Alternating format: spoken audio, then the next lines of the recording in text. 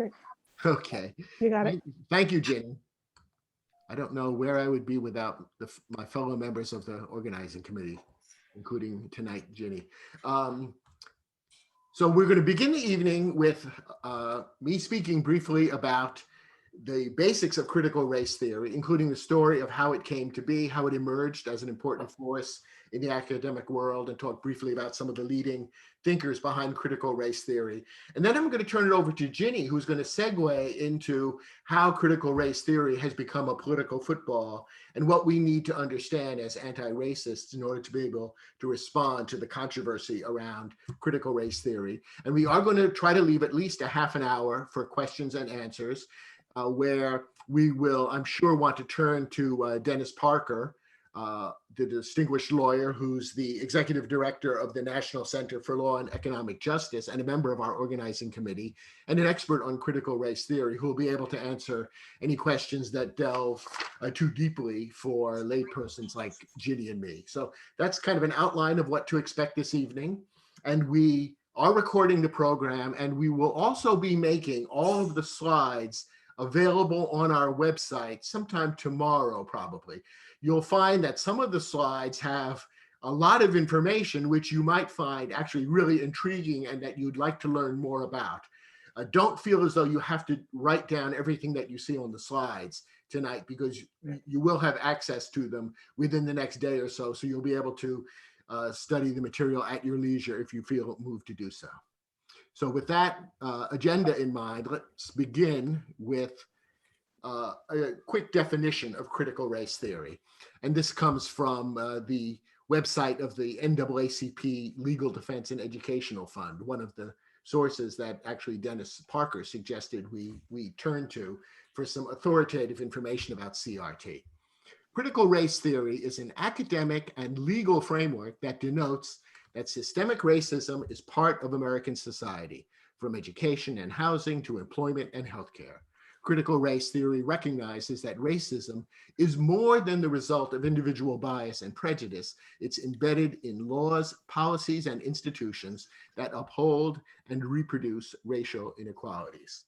For those of us who've been attending Repair for a while, much of this may sound obvious and common sense, and yet critical race theory was the first body of academic work to bring this kind of thinking into the mainstream of American legal thinking. And so it did play an important role in the intellectual history of the United States.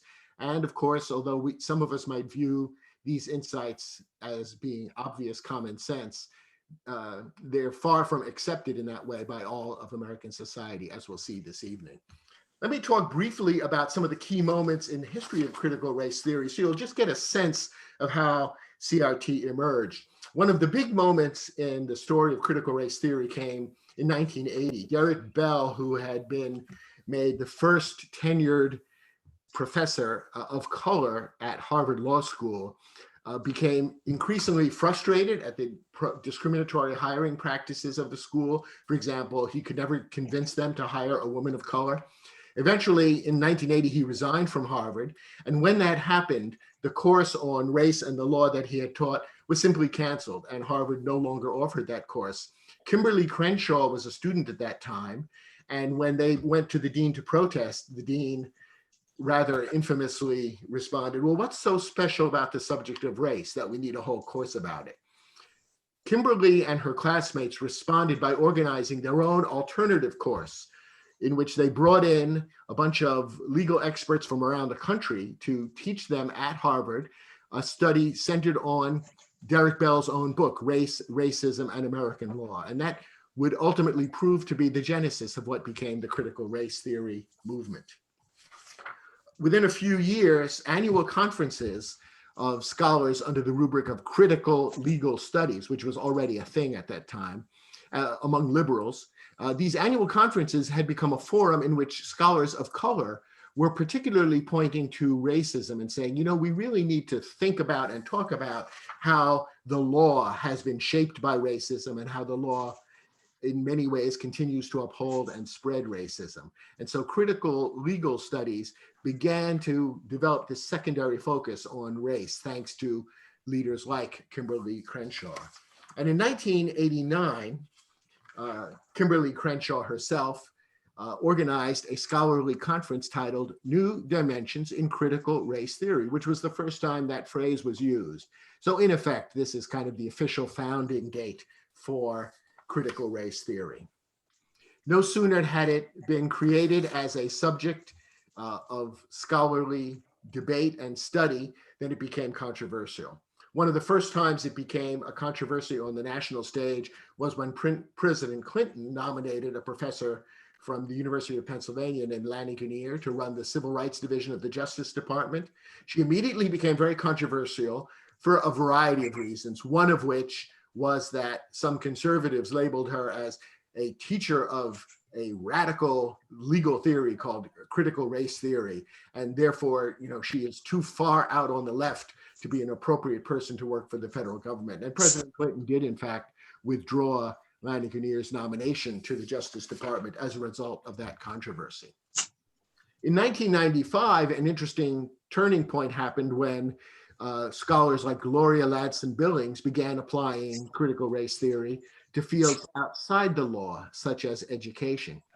And by 2002, 20 or more US law schools were teaching courses that covered critical race theory. So it was becoming more and more a part of mainstream legal thinking, though still certainly not embraced by everyone in the world of legal scholarship.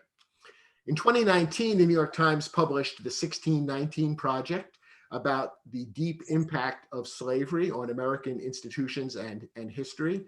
And it too came under attack and was lumped in by many critics with critical race theory, although it's really kind of a separate topic. And as Ginny is going to explain later this evening, critical race theory has had a way of getting lumped in with many other things by those who want to attack it. And Nikole Hannah-Jones, who helped pull together the 1619 Project, herself was under attack, and her career was significantly changed by the attacks that she suffered after the 1619 Project was published.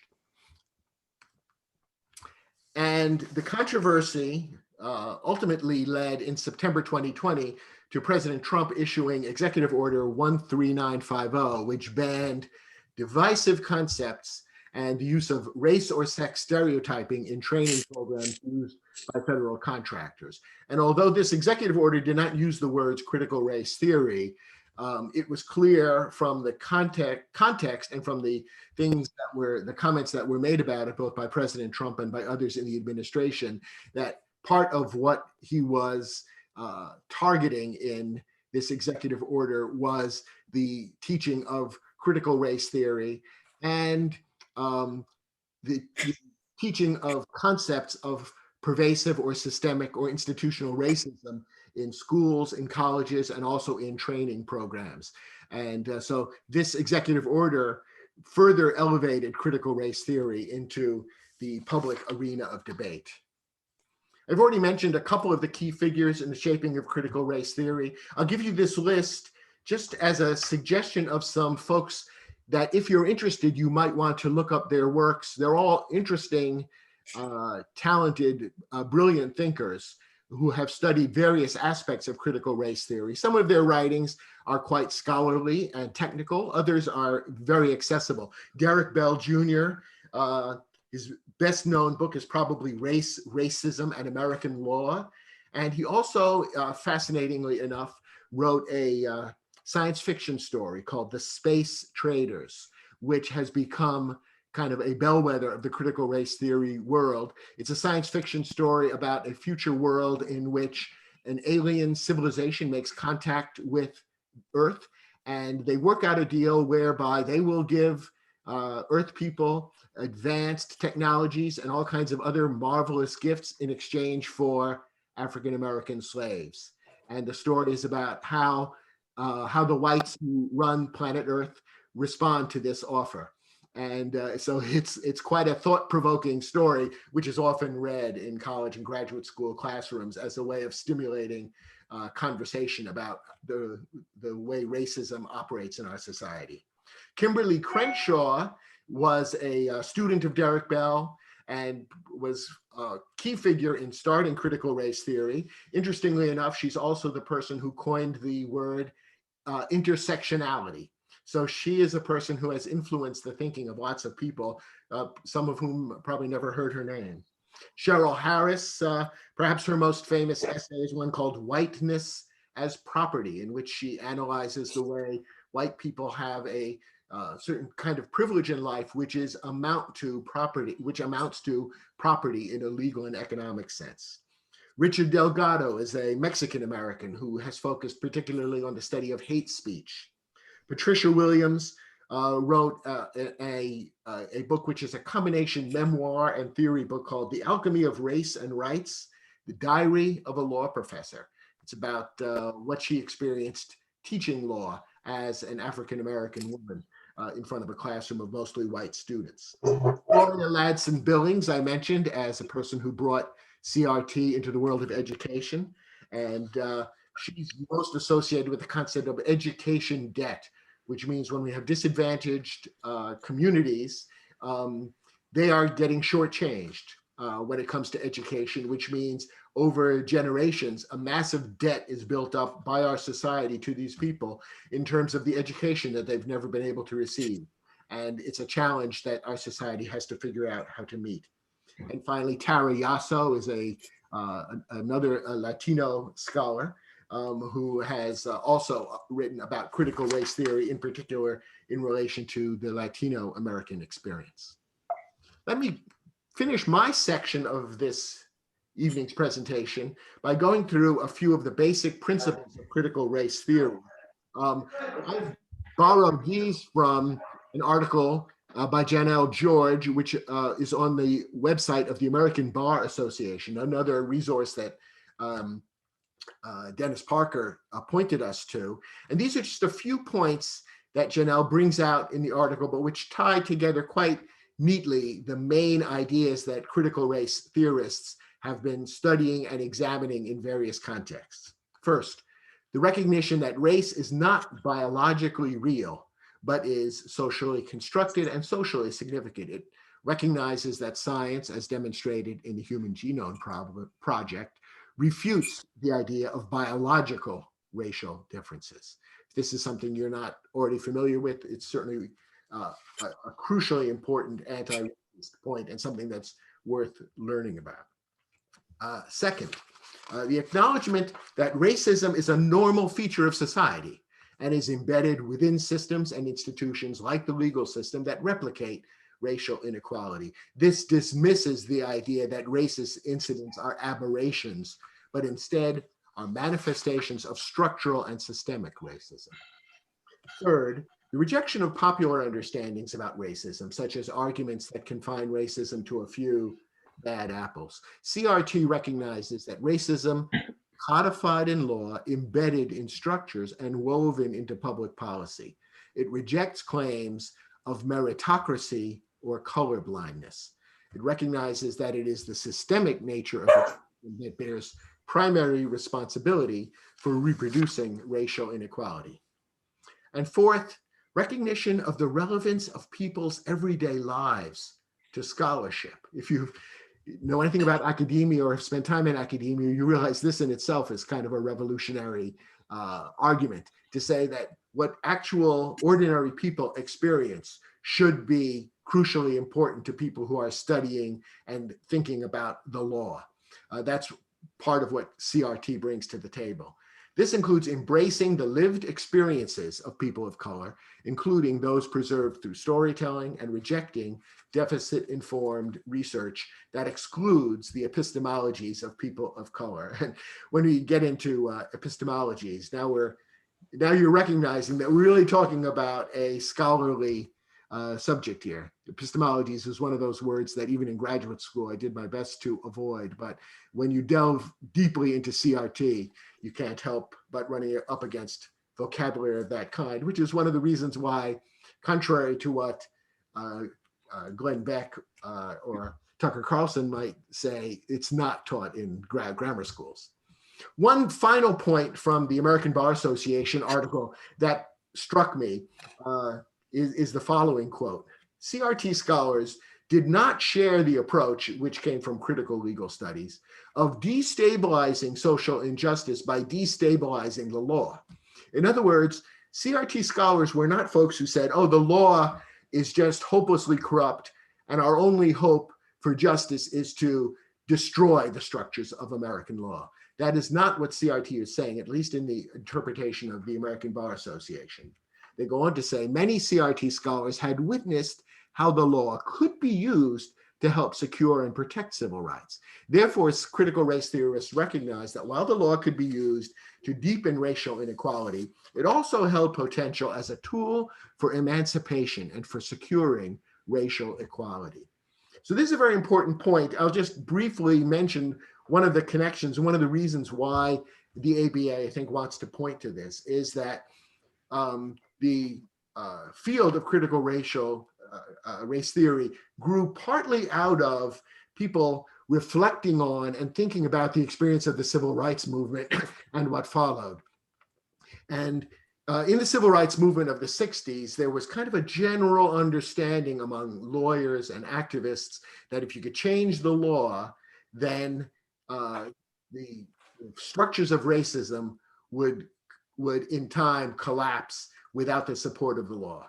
And yet, what the civil rights movement and the following decades of the 70s and 80s demonstrated was that changing a law is only a small part of what it means to change a society.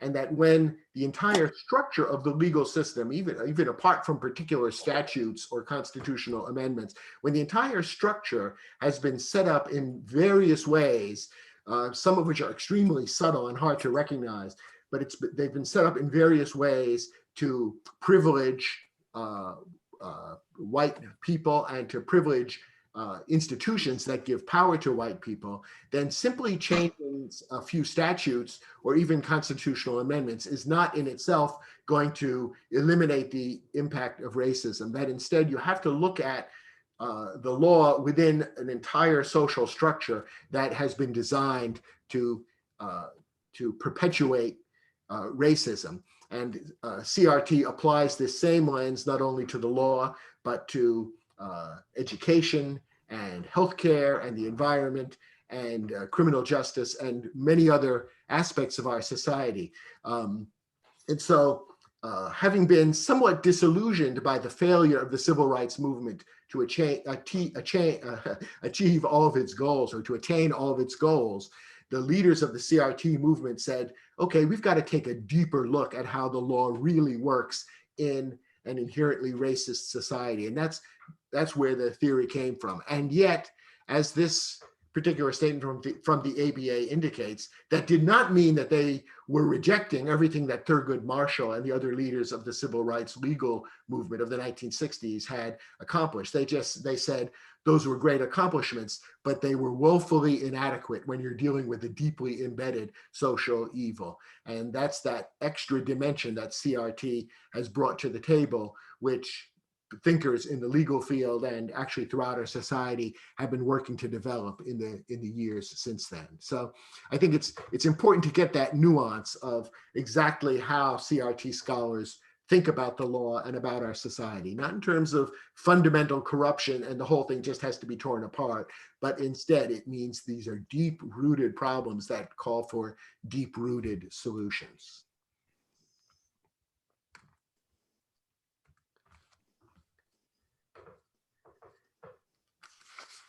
I think this is a good point at which to segue to my colleague Ginny, and because she's going to talk now about CRT today and why it's been in the news and why all of us feel we've encountered so many articles and editorials and angry people on Facebook talking about CRT.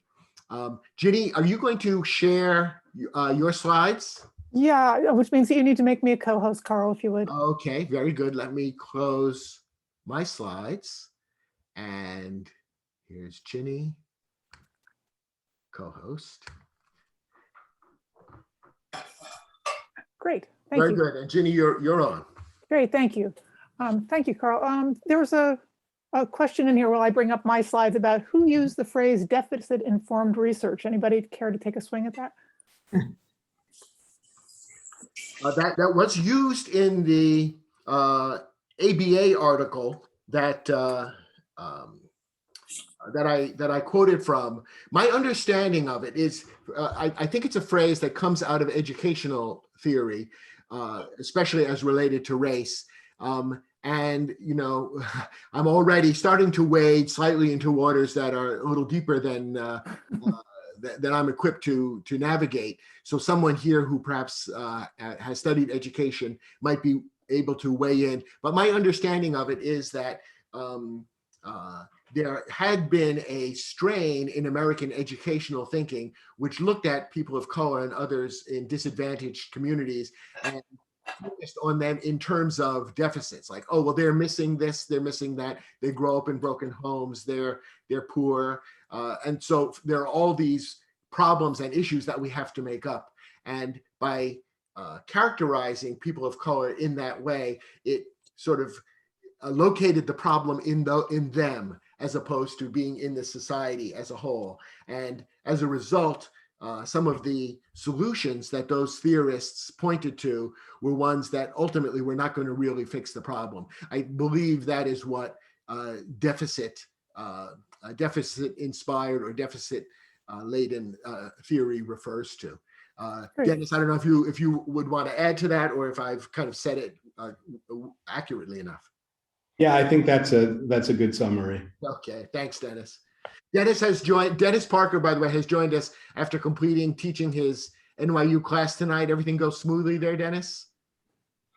It did. And in fact, one of the things we talked about was an article by Derek Bell.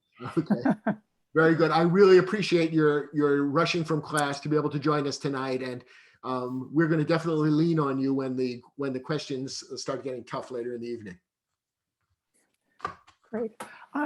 So, excuse me, as Carl said, I'm going to take a look at how CRT became a political football. And I think I want to echo Carl's observation that there's a ton of resources out there, and it's really easy to go down a really deep rabbit hole in various different directions with CRT and the various different people who both support and object to it in the ways in which they do so. So this is, you know, the resources are deeper than time allows for us to cover here, but hopefully you'll see that, you know, we'll, as Carl mentioned, we'll be putting this presentation up, and there are a lot of links throughout my presentation that I'm not going to address this evening, but if you want to click through and read more, there's plenty out there.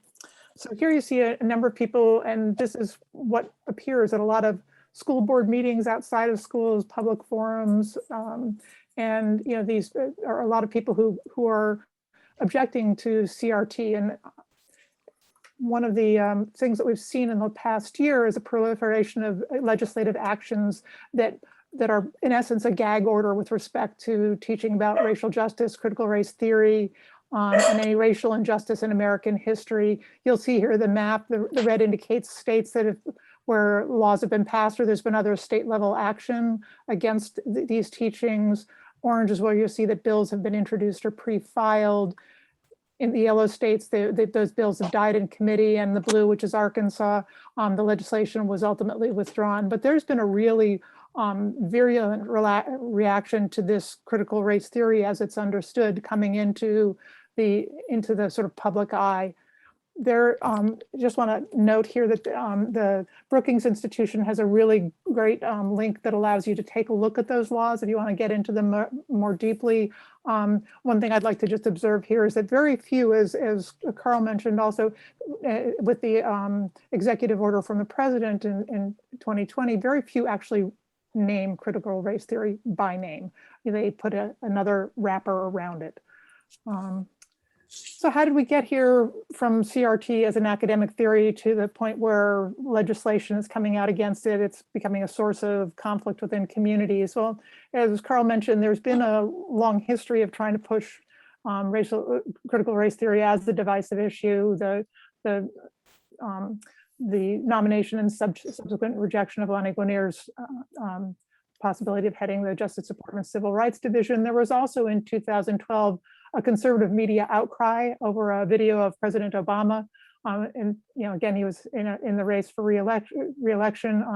And it's a picture, you know, video of him as a student introducing Derek Bell. And they're obviously, you know, familiar with one another, gives them a hug. There's a collegiality in that. And the conservative media tried to make something of it, saying, you know, Obama traffics in really divisive language around race, and you know, it didn't really go anywhere, but it sort of raised the profile of CRT for a moment, and then it sort of it left the media eye. Until this guy, Christopher Rufo, and I just want to introduce you to him. And if you don't know him, he was a documentary filmmaker turned conservative activist, and he's been a really big force in critical race theory being sort of rebranded. And in March of this year,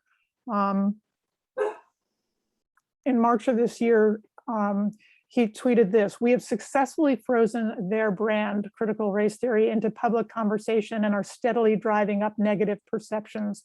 We'll eventually turn it toxic as we put all of the various cultural insanities under that brand category." So make no mistake about it, the reason that we're seeing a lot about critical race theory is that these conservative voices really want it to be in the public eye as a source of discontent, and they're trying to intentionally drive up these negative perceptions around it and turning it toxic. And you see in here also, they've frozen their brand. It's a, you know, it's a way of othering, right? In the words of Christopher, in his words, the CRT is quote unquote the perfect villain. We'll talk about that in a second. And I just want to give you sort of like a timeline of how he gets involved. He's doing a lot of being a media pundit. He gets forwarded a package of DEI training materials from a sort of discontented employee in Seattle. When he sees the materials, he labels it CRT and he starts publicizing it in his social media channels, and ultimately gets asked to appear on Tucker Carlson Tonight in early September 2020. And he says this: "Conservatives need to wake up. This is an existential threat against the United States, and that bureaucracy is being weaponized against core American values." And he calls on the president to immediately issue an executive order to stamp out what he calls this destructive, divisive, pseudo-scientific ideology. No longer a theory, now it's an ideology. Remind us all what DEI training. Oh, I'm sorry, diversity, equity, inclusion. Thank you, Carl. Which is, again, these terms are all the things that get lumped into critical race theory. So he gets called purportedly the next day from Mark Meadows, who was at the time President Trump's chief of staff, and the president had seen him on Carlson's show, and now he wants him to come to DC and help hammer out this executive order, which, as Carl mentioned earlier, banned federal agencies, contractors, grant recipients, et cetera, from conducting trainings and programs that address systemic racism and sexism. By the way, that was rescinded by President Biden on his first day in office. He goes on then to participate in the creation of language for more than 10 of the bills that we saw on that map earlier. And he's also frequently quoted by conservative politicians. They borrow his phrases in online interviews, they retweet his tweets.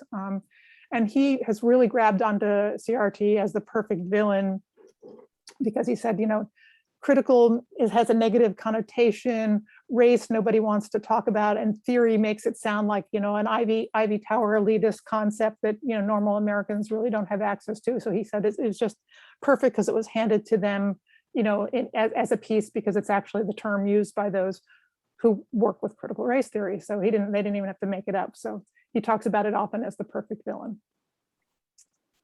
So just, you know, again, what are the other terms in what he calls this brand category? You know, CRT is conflated with a lot of other concepts of equity, white privilege, 1619 Project, bias, slavery, racism, systemic racism, anti-racism, diversity, inclusion, Black Lives Matter, basically any conversation about race that makes white people uncomfortable kind of gets stuffed under this umbrella of critical race theory and in the media political circles right now.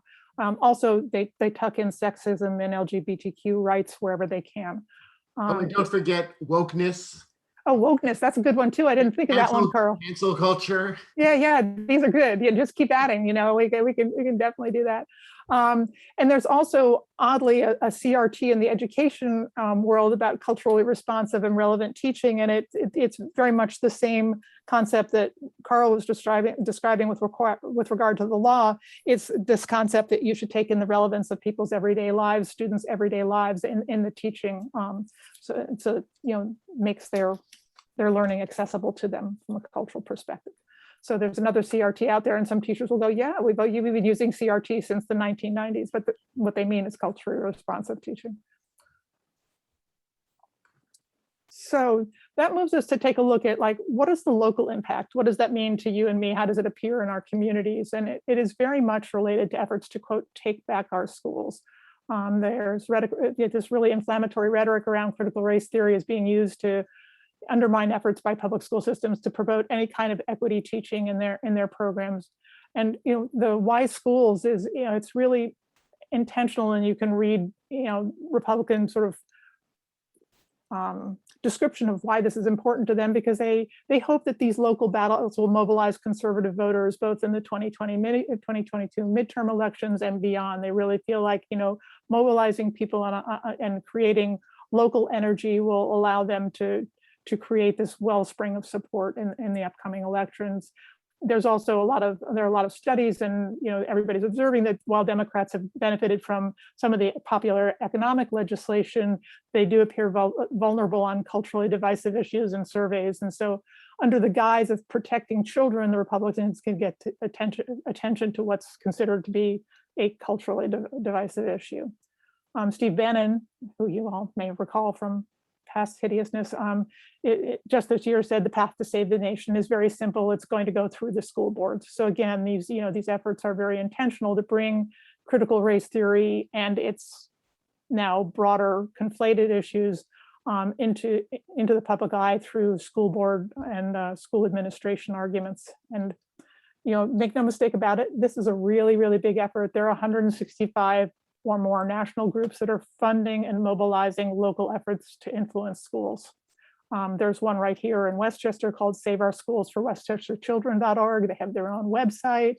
There's an organization that's pretty, and there's no left turn. Another organization, and you can read more about this. This NPR has a really good description of who's driving this fight and the money behind it. There's school systems in Texas, for instance, that when they started talking about we're going to fight back against critical race theory, they raised over $200,000 in an instant, even locally. So there's big money behind these efforts. And again, they appear as pressure on administrators and teachers think about these laws as they get enacted, and as this conversation arises and gets brought into the public eye. You now have teachers that are saying, well, I don't know. I mean, I'm doing an American literature course and I feel uncomfortable. I teach James Baldwin. Does this, how far does this go? Or you have elementary school teachers who are talking about, these having children's biographies of Rosa Parks, and they're just, they're getting so much pressure on what have become very fundamental pieces of teaching in public schools.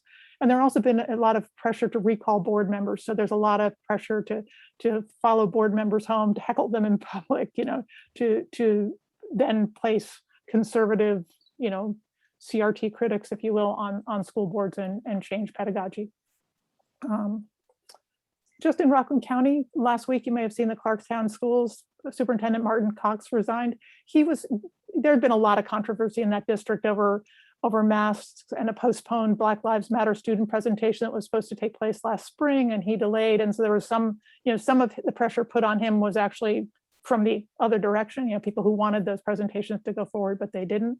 When Cox resigned, he cited personal reasons, but very quickly you saw Breitbart and Christopher Rufo himself claiming victory, saying that Cox resigned following parent controversy over critical race theory. So they're claiming these victories to sort of keep their adherents energized for the battles ahead.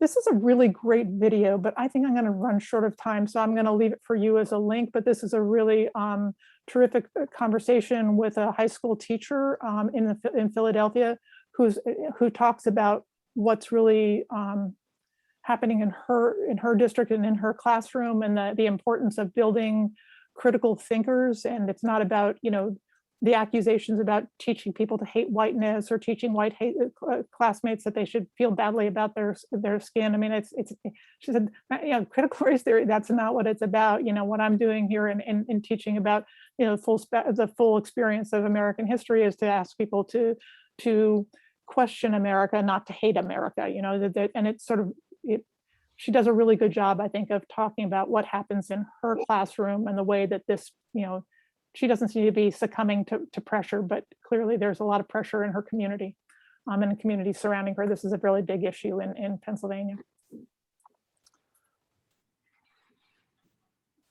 So, revisiting this question about how did we get here from CRT as an academic theory, there's a really great interview. And again, Dennis, thank you for this. As I think one of the links that you provided to us about, and it was the interview of Barbara Sprunt, who's a producer of NPR's Washington Desk, by Lulu Garcia Navarro, who hosts the Weekend Edition Sunday.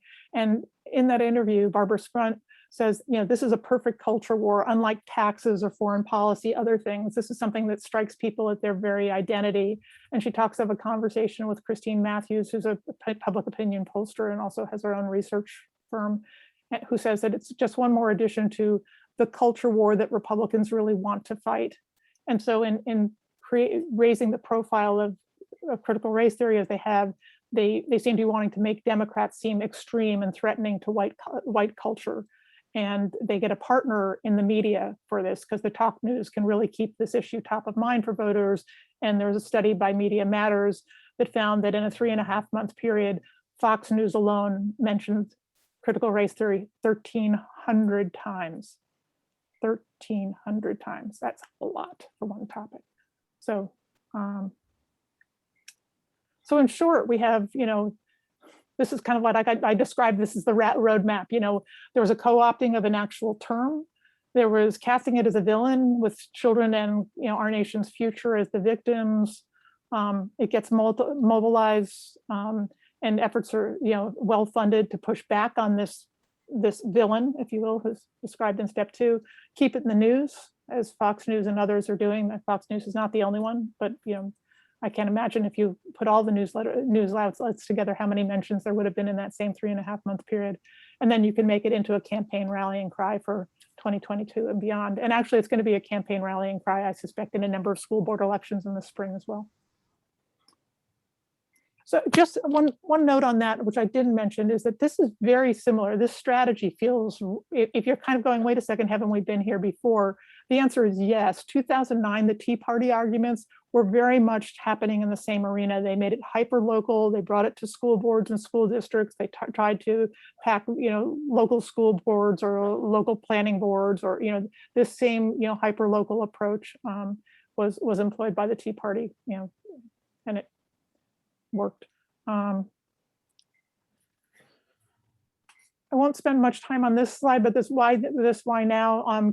Kimberly Crenshaw and the also I'm citing here the same legal defense fund. I think that Carl did in his presentation, but they were talking about how this is a backlash. You get to a point where there's some reform or there's some willingness on a broader spectrum for people to come together and talk about systemic racism and its ongoing impact, and now there's all this backlash against that. So, you get this sort of like there's some momentum forward and then a really strong pushback. And, that was, seemed to be a recurring theme for, trying to explore why now.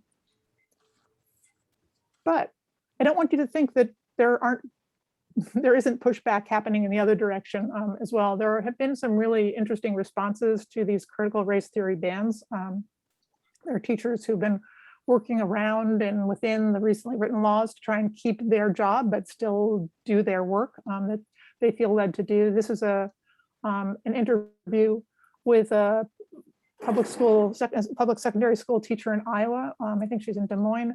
And the law there banning CRT is HF 802, and it prohibits teachers from raising a number of these concepts, but they're allowed to ask questions. And I think I am going to show this interview. It's short. I'll apologize for the fact that she talks even probably faster than I do.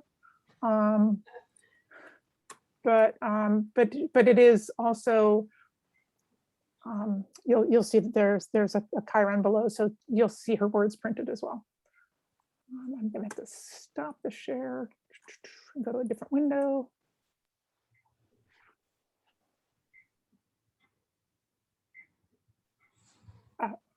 Wait a second.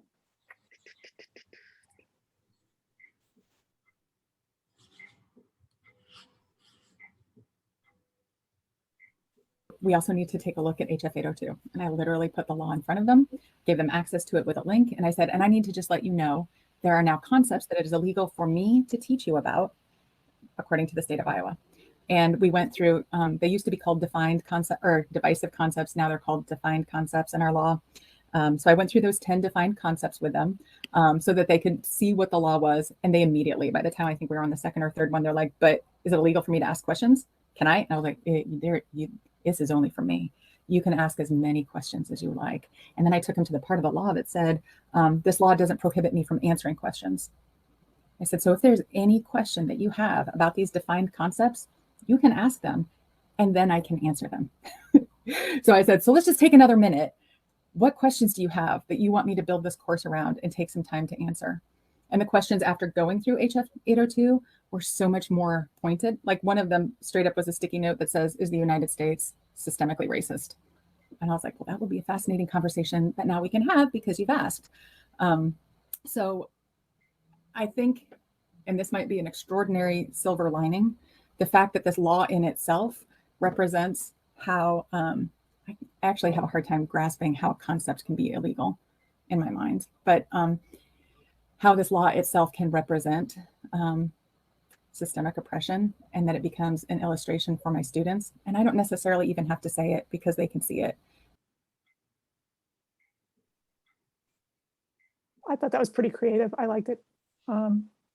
So that's one way that teachers have been working within these laws that they have to that they have to live within. And then there are also examples of students who are pushing back. There's a group of students. It's supposed to be a slide in the middle here. Okay. Are you seeing the slides at this point? Yeah. Okay.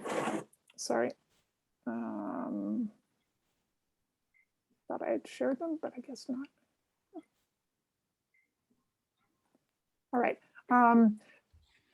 There's a group of students in York, Pennsylvania, who are pushing back on a ban of books in their school system, and which has now been in place for about a year. And what they did effectively was to ban all materials and books that are by or about people of color. And the school board president said, well, no, that wasn't the intent. That's just a coincidence of, dealing with books that deal with, racism and other divisive concepts. And the students are pushing back, and you can read more about this at the link when you have time. But, these students were very articulate about, describing why it is that these books are, are books that they grew up with, that they want their younger siblings to have access to and other members of their community. And, they're making their voices heard, which is great. Shouldn't have to do it, but they are. And at the same time, there are some states that are actually expanding U.S. history and coming to expand it to include, further conversations of racism, bias, the contributions of specific racial or ethnic groups to U.S. history. I just cited one example here, but if you go to Chalkbeat, they outline these, efforts to incorporate broader topics into U.S. history, and they're going sort of the opposite direction from those who are trying to constrain. One of which was Louisiana, where it used to be that if you wanted to have access to a state offered up a scholarship, you had to take either Western civilization, European history, of religion, and they recently expanded it to include African American history to fulfill those scholarship eligibility requirements. So there at least are some efforts that look more encouraging. So that brings us to what can we do in our own communities? And I think, these are some of the ideas that came to my mind, and I think it'd be interested to hear what others have to say about this. But, again, be aware of these groups, get familiar with them and what they're looking to do. These groups that are looking to restrict free speech and dialogue on race, racism, slavery, oppression, critical race theory, tying the hands of administrators, teachers, students in the classroom. And urge members of school boards to use their influence to resist these bans and defend the rights of students and teachers, again, to discuss in the classroom those, the full experience, the full American experience.